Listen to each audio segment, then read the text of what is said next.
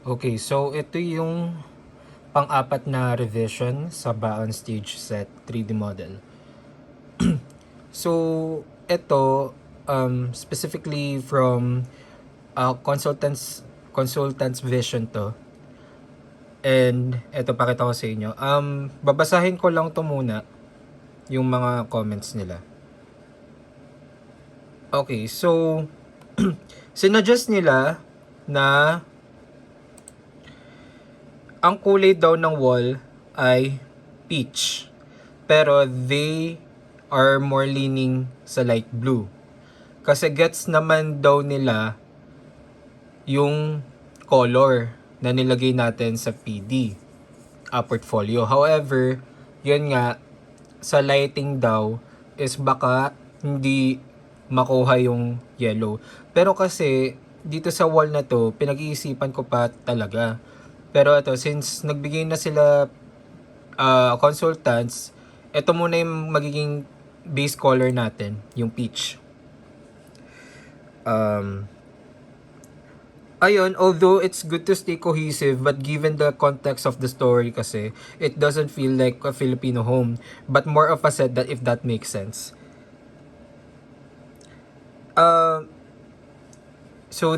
Sabi nila, we suggest not make the interior yellow because it takes too much of the tone. Try to let the lights do the filter for the right setting and scene. So, hayaan na lang daw sila lighting head about it. So, eto, may nabago sa gitna kung mapapansin nyo. Yung center panel, mas nag-move forward pa. Eto, move forward. Anyways, etong center panel is napunta siya sa harap. And etong left and right panels is nabawasan siya. Para daw, yung band na nasa likod is kitang-kita. Well, the possibility is kitang-kita naman siya. Binigyan lang din namin ng more space kasi meron daw nakalagay na amplifier ba yun? Para they have more space to move around. Ayan. Once daw na na-finalize, kindly align na rin mismo sila band. Okay. Next is try to forward the center set piece and maybe narrow the side ng walls. So, ayan na. To make space, medyo sagad na rin kasi sa stairs, making it a safety hazard for performer. So, try to also look at compressing the side panel. Ito na, compress na natin. You may remove unnecessary accessories or props sa set. For example, yung sa kitchen, nabawasan na yung counter. And then, just make it a sink and ref. And then the other side is yung couch lang and then yung electric fan. Pero syempre, lagyan natin ng accessories pa rin. Kasi para mag-enclose and mag-compress yung set. Ano pa ba? By compressing the set, it will save you space, money, and effort. Kasi remember that you don't have to show a literal house with a full set, but just having the familiar facets of it will be more than enough, especially you planning to imitate a maximalist Filipino home. Okay. So, for the backdrops, try to experiment na lang daw. Kasi ito, yun nga, pwede daw natin idaan sa lights. Option lang rin kasi we don't think you need to produce a full-size tree. Yes, yes. Sharing with you a peg from the prod mula sa buwan. Yung color red na tree yun. Tapos, yung tree na lagpas sa stage, as in branches and leaves lang naman. So, yeah. Yun. Idaan na lang daw sa lights. Try looking for inspiration from this. Okay. Done na. So, let's check yung itsura ng bar. Ito yung sinabi nila. Kaya naglagay ako nito. Where do you plan to put the second set? How do you plan to set up and pull out? Kasi, by the looks of it, kasi ang hassle yung mangyayari. So, given na rin na mabigat kasi yung props nyo, hindi siya basta-basta mamumove ng performers. Is the setup for this during act break? Kindly assess how much time na ibibigay ni Direk sa inyo for the set change if it's doable on your SMs and performers end. So, align with the direct importance of the set. So, ayun. Kung matatamaan daw yung set ng curtain drop because based on the model, mag-overlap. Kasi by looking into it, tiyo mo, kasi yung before, nakapwesto kasi yung exterior dito. And we suggest, ayun, kung matatamaan yung set ng curtain drop because based on the model, mag-overlap. Kaya try nyo to weigh which parts of are crucial to the set and what you can let go na. So, we suggest na idaan yung scene sa lights, like as in sa spotlight, during this number, to block everything else out. Syempre, align with directs and TD and props. Again, it doesn't have to be literal. Find compromises that's realistic for everyone, especially for you guys. So, yun nga, yung before, wala ka rin kasi kayo madaanan na space. There's performers, SM staff, tech equipment, curtains. Given that the main set is already large, ito na yun, this additional set will likely be a safety hazard. Ayun. So we suggest that you ocular the auditorium to get a feel of the safe space and then assess the feasibility of the plans. Okay. So, ayun, sinabi daw na lahat ay gamitin na lang yung plywood instead ng corrugated board.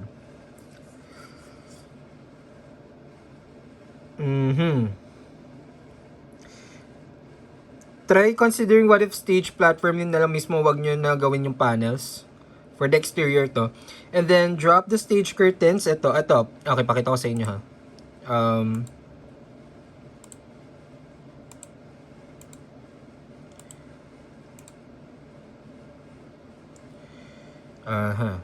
Eto. Baba ako ha.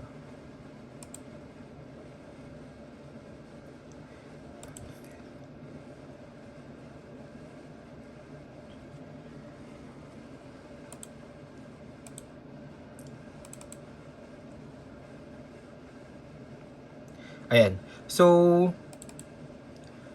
kapag ganyan, lalagyan natin ng ganito.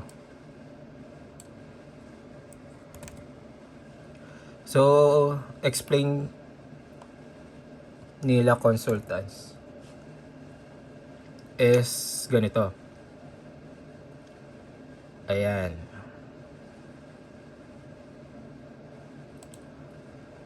So, sabi, try considering what if stage platform na lang mismo, wag nyo na gawin yung panels, and then drop the stage curtains during this scene. Again, kindly advise this. If possible, to do this mid-show. It would work pa rin kasi it serves the same purpose. But again, lights will do depending on the significance of the scene. So kasi ito, example nagbigay sila, reference, much like daw nung sa PNC, nung kay Cory daw, di ba, nung tinorture, tapos in-interrogate by the mayor. Yung background kasi daw nun, yung, di ba, lamay setting niya. Yung spotlight, tanda ko yun, yung ilaw nun, and then red na yung backlighting. So, nasa ibang place siya nun. And it also serves its purpose and the message was received well. And then, for example, yung sa LL naman, nung kay Mallory, nung sinabi nila na exploring the depths of hell, nasa beginning scene pa yun eh. Ay, din, nasa gitna na. Which was supposedly rocks and whatnot, diba? Yun yung ambient sound that was playing but the set never changed. It stayed as is but pinaglaruan yung with a few props and lighting. And then for this one, I'm sorry. Alongside that, if you guys want to na magkaroon ng eksena talaga, ayun nakatayo sa stage, assuming si Adan yung andun, why not make the mini platform a cylinder shape, a 2.5 at 3 feet height, and with a 3 feet diameter. That way, if si Adan yung nandoon, or kung sino man ang tumungtong doon, they're basically creating their own spotlight. Visually, you'll be creating a certain figure that they have to look at and pay attention to rather than spend on the backdrop. So why not make the platform stand out and still usable the future prods and events. So gagawa na, ibig sabihin is gagawa na kami ng cylinder, hindi ganito. Gagawa kami ng cylinder for the future props na rin. Prods. If that makes sense.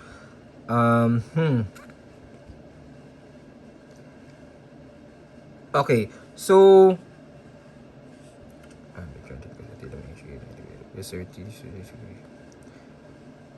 di naman daw issue yung lighting or imperfection sa corrugated. Ay, hindi pala tawag na.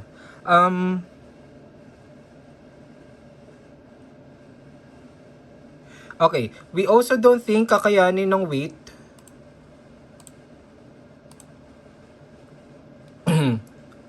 Pero daw, ano sabi?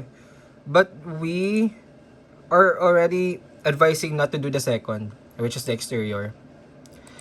Kasi, leaving yung comments na lang rin for more options, the window doesn't match. Baka pwede na lang rin gawin natin is just that, the elements na lang ng exterior such as door and windows, excluding the panels. So, pakita ko sa inyo to. So, imagine, nakalagay siya dito. Move ko lang itong pataas. Ay, sorry.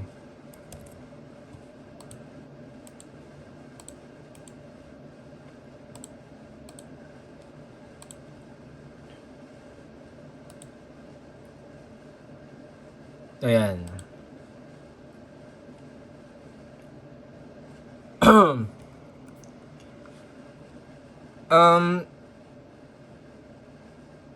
Sabi, the windows doesn't match. Baka pwede na lang rin gawin natin. It's just the elements na lang na exteriors and such windows. So, ay, naghang. So, basically, ayun, like yung sinabi ko before na sinadjust ko is, yun na lang elements daw ang ilalagay.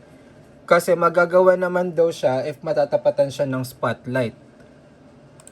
It creates a different world pa rin naman daw. Ayan. And ito, mabubuksan pa rin. Ito, mabubuksan pa rin. Pares yung pinto, yes, mabubuksan pa siya. Malalagyan pa to ng kortina. Yes, malalagyan siya ng kortina kahit ganito. So, ito, hindi pa siya finalize yung stand niya. Gagawan pa namin to. Pero kung lalagyan to ng gulong, yes, pwede siyang lagyan ng gulong.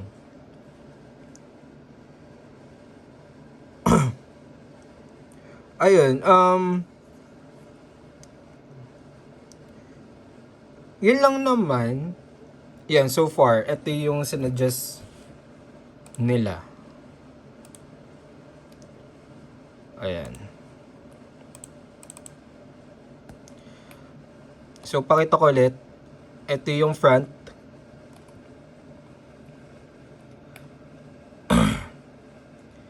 Ito yung sides niya.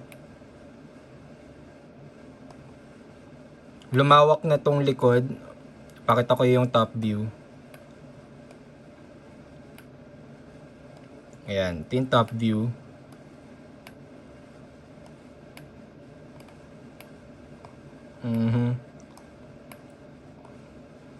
And then,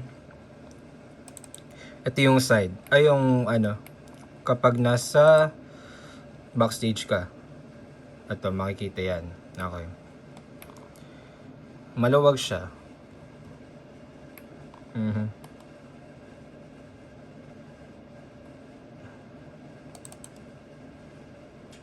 Tapos sagin natin yung malayo. Okay. Ayan. Yun lang.